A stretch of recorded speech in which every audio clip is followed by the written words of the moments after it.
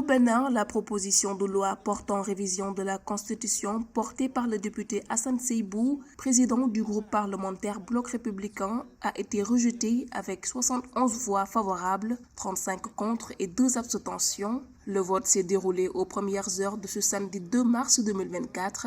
Initiée par un député de la coalition au pouvoir, la proposition de loi de révision constitutionnelle prévoyait entre autres de réduire le second mandat du président Patrice Talon.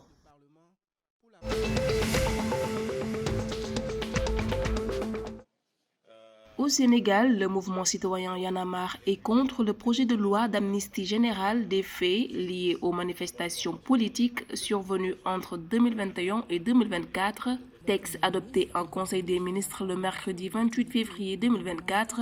Dans leur conférence de presse de ce vendredi 1er mars 2024, les leaders du mouvement ont annoncé qu'ils vont se battre contre cette décision du pouvoir exécutif qu'ils qualifient d'inattendue, de non concertée et d'inopportune, prise à la surprise générale. Le président de la République, Macky Sall, a initié cette loi afin d'apaiser le climat politique.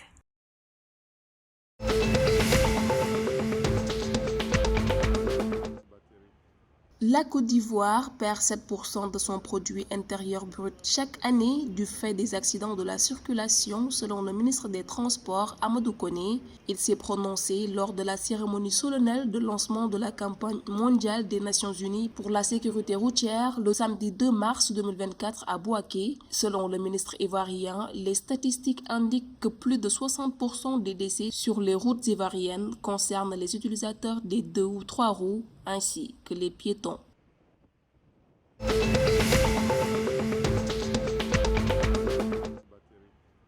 Les activités de l'Association des élèves et étudiants du Mali AEM sont suspendues dans l'espace universitaire et secondaire jusqu'à nouvel ordre. L'annonce a été faite ce 29 février 2024 dans un communiqué du ministre malien de l'Enseignement supérieur et de la Recherche scientifique. La mesure fait suite aux violents affrontements ayant éclaté le 28 février sur le campus universitaire de Badalabougou et qui ont fait une victime et plusieurs blessés graves.